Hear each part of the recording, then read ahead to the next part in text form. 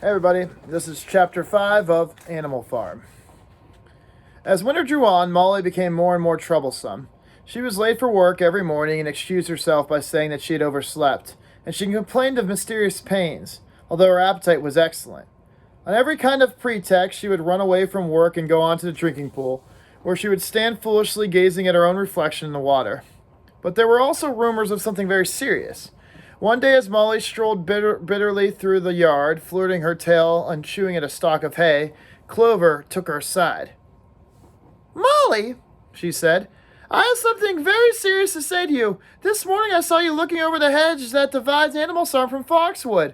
One of Mr. Pilkington's men was sitting on the other side of the hedge, and I was a long way away, but I'm almost certain I saw this. He was talking to you, and you were allowing him to stroke your nose. What does this mean, Molly?"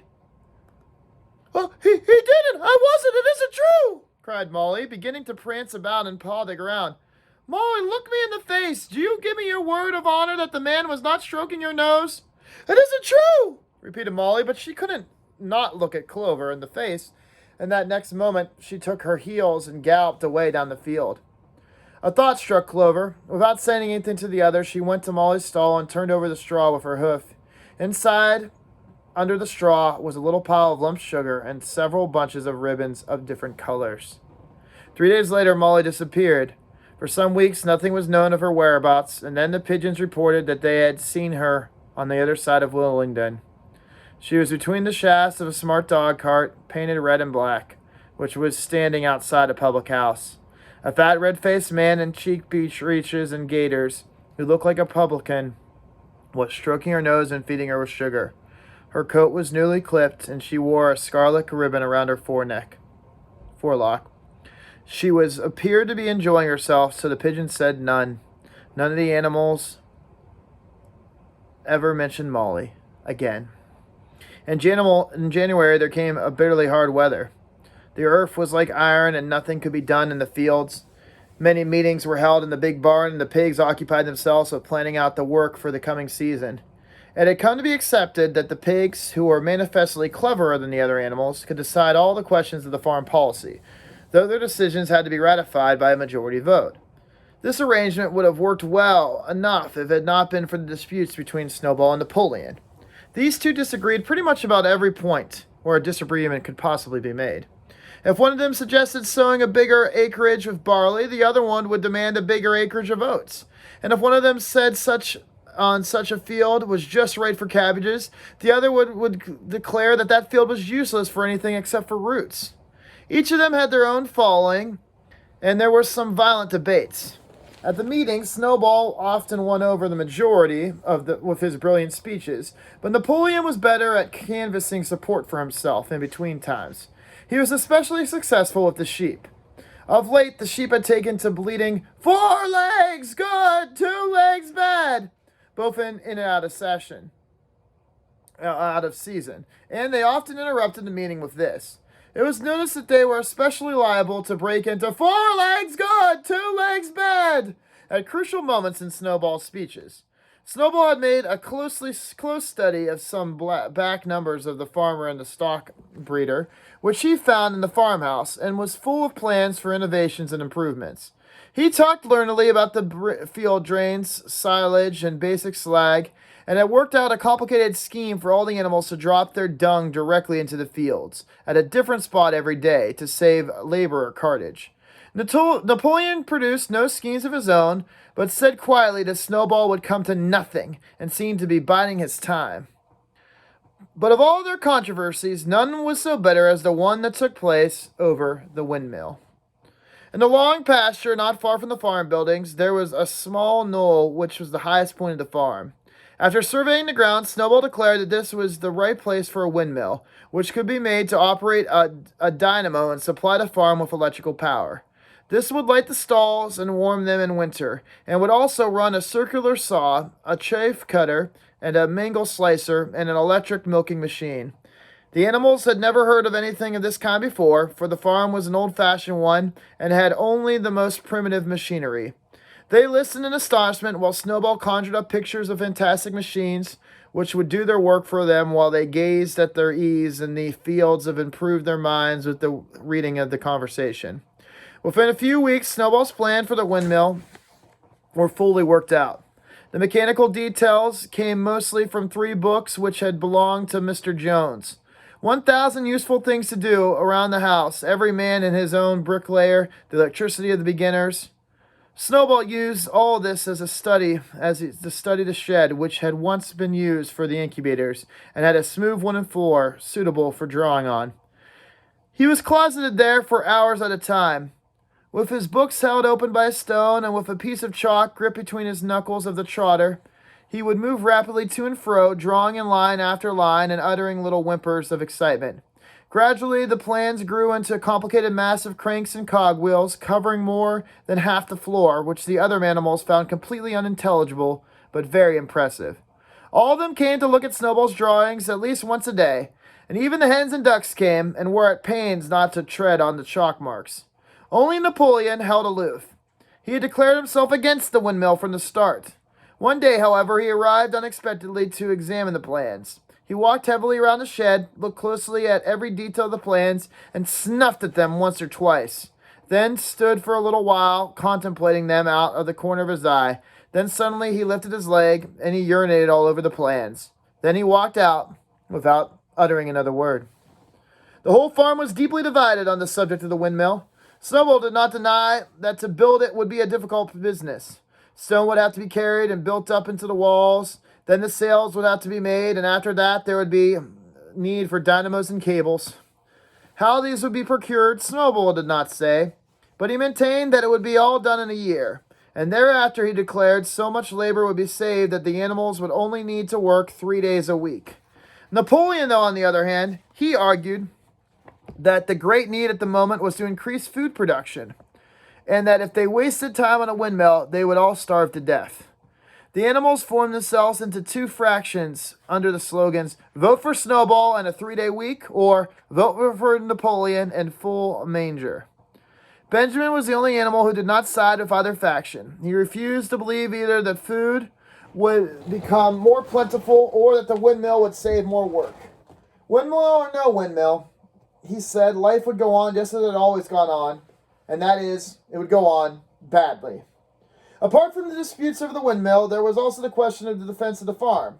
It was fully realized that though the human beings had been defeated at the Battle of Cow's Head, they might make another and more determined attempt to recapture the farm and reinstate Mr. Jones.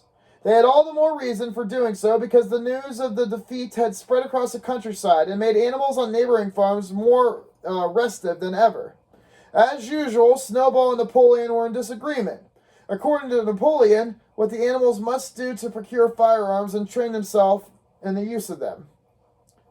According to Snowball, though, they must send out more and more pigeons and stir up rebellion among the animals of the other farms. The one argued that if rebellion happened everywhere, they would have no need to defend themselves. The animals listened to Napoleon, then to Snowball, and could not make up their minds which was right. Indeed, they always found themselves in agreement with one, whoever happened to be speaking at the moment. At last, the day came when Snowball's plans were completed. At the meeting of the following Sunday, the question of whether or not to begin on the windmill was to be put to vote. When the animals had assembled in the big barn, Snowball stood up, and though occasionally interrupted by bleating from the sheep, he set forth his reasons for advocating the building of a windmill. Then Napoleon stood up to reply. He said very quietly that the windmill was nonsense and that he had advised nobody to vote for it, and promptly sat back down again. He had spoken for barely 30 seconds and seemed most indifferent as to the effect he produced. At this, Snowball sprang to his feet and he shouted down at the sheep who were bleating again. He broke into a passionate appeal in favor of the windmill. Until now, the animals had been about equally divided in the sympathies, but in that moment, Snowball's eloquence had carried them far away. In glowing sentences, he painted a picture of Animal Farm as it might be when sordid labor was lifted from the animals' backs. His imagination had now run far beyond chaff cutters and turnip slicers. Electricity, he said, could operate threshing machines, plows, harrows, rollers, and reapers, blinders, besides supplying every stall with its own electric light, hot and cold water, and the electric heater. By the time he had finished speaking, there was no doubt to which way the vote would go. But just at this moment, Napoleon stood up, and casting a peculiar sidelong look at Snowball, He uttered a high-pitched whimper of a kind that no one had ever heard him utter before. At this, there was a terrible bang sound outside, and at that moment 9 enormous dogs wearing brass-colored collars came bounding into the barn. They dashed right for Snowball, who only sprang from the place just in time to escape their snapping jaws. In a moment, he was out the door, and the dogs were chasing after him. Too amazed and frightened to speak, all the animals crowded to the door to watch the chase. Snowball was racing across the long pasture that led to the road. He was running as only a pig can run, and the dogs were close at his heels. Suddenly he slipped, and it seemed certain that the dogs were going to eat him. Then he was up again, running faster than ever, and the dogs were gaining on him again. One of them all but closed his jaw on Snowball's tail, but Snowball whisked it free just in time. Then he put on an extra spurt, and with a few inches to spare, slipped through a hole in the hedge, and was seen no more.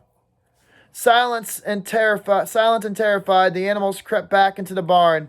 In a moment, the dogs came bounding back, and at first no one had been able to imagine where these creatures came from. But the problem was soon solved, because they were the puppies whom Napoleon had taken away from their mothers, very privately. Though they weren't fully grown, they were now huge dogs, and they were as fierce-looking as wolves. They were kept close to Napoleon. It was noticed that they wagged their tails to him the same way that dogs had been used to do around Mr. Jones. Napoleon, with the dogs following him, now mounted on the raised portion of the floor where Major had previously stood to deliver his speech. He announced that from now on, Sunday morning meetings would come to an end. They were unnecessary, he said, and they wasted time. In future, all questions relating to the working of the farm would be settled in a special committee of pigs presided over by himself. They would meet in private and afterwards communicate their decisions to the others.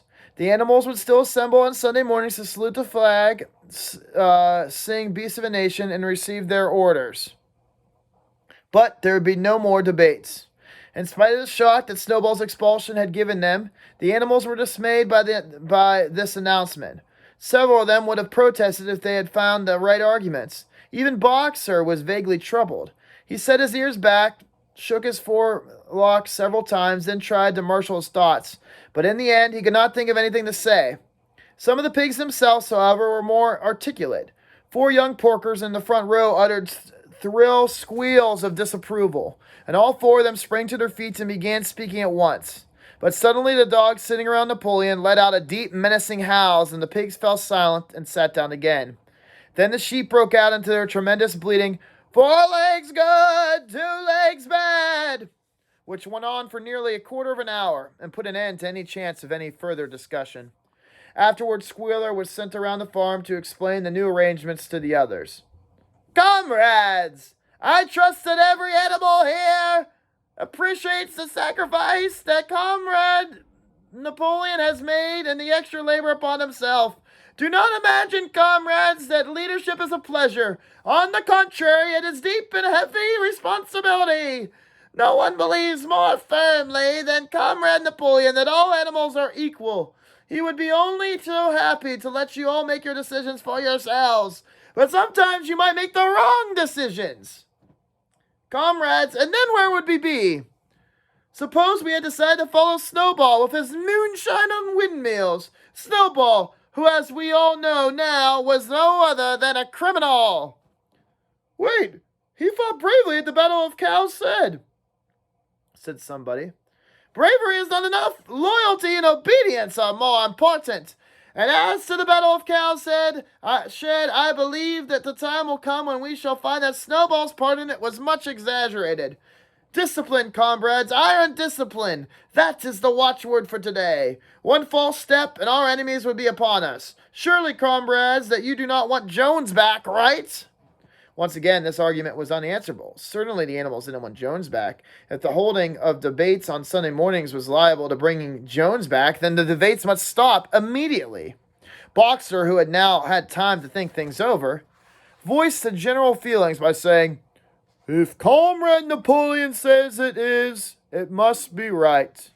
And from then on he adopted the maxim, "Napoleon is always right," in addition to his private motto of, "I will work harder." By this time the weather had broken and the spring plowing had begun. The shed where Snowball had drawn his plans of the windmill had been shut up, and it was assumed for the plans had been rubbed off to the floor. Every Sunday morning at 10 o'clock, the animals assembled in the big barn to receive their orders for the week. The skull of Old Major, now clean of the flesh, had been disinterred from the orchid and set up at the stump foot of the flagstaff beside the gun. After the hoisting of the flag, the animals were required to file past the skull in a reverent manner before entering the barn. Nowadays, they did not all sit together like they'd done in the past. Napoleon with Squealer and the other pigs, named Minimus, who had a remarkable gift of composing songs and poems, they sat in the front and raised the platform, with the 9 young dogs forming a semicircle around them and the other pigs sitting behind them. The rest of the animals sat facing them in the main body of the barn.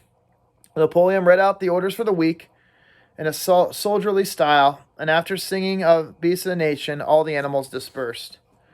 On the 3rd Sunday after Snowball's expulsion, the animals were somewhat surprised to hear Napoleon announce that the windmill was to be built after all. He did not give any reason for having changed his mind, but merely warned the animals that this extra task would mean very hard work and might not even be necessary to reduce their rations. The plan, however, had been all prepared down to the last detail. A special committee of pigs had been at work upon them for the last 3 weeks. The building of the windmill, with variations of improvement, was expected to take 2 years.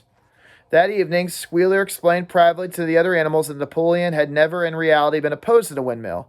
On the contrary, it was he who had advocated at the beginning, and the plan which Snowball had drawn on the floor in the incubator shed had actually been stolen from Napoleon's papers. The windmill was, in fact, Napoleon's own creation. Why then, asked somebody, had he spoken so strongly against it? Here Squealer looked very sly. That, he said, was Comrade Napoleon's cunning. He had seemed to oppose the windmill simply as a maneuver to get rid of Snowball, who was a dangerous character and a bad influence. Now that Snowball was out of the way, the plan could go forward without interference. This, said Squealer, was something called tactics. He repeated a number of times, "Tactics, comrades, tactics!" skipping around and whisking his tail with a merry laugh. The animals, who were not certain what that word meant, but Squealer spoke so persuasively that the 3 dogs who happened to be with him growled so threateningly that they accepted his explanation without further questions. Guys, I want you to think about what's going on here and how things are going so far. First off, I want you to think about how Napoleon kind of got power here and how he's able to keep it. Why are these other animals listening to him? What is it about Napoleon that now these guys, what has he done to these animals to get these guys to pretty much fall in line? And he's done a couple things, and I'm going to ask these in the discussion boards in a couple of days here. I hope everybody takes care, and you stay safe, and have a good one, everybody.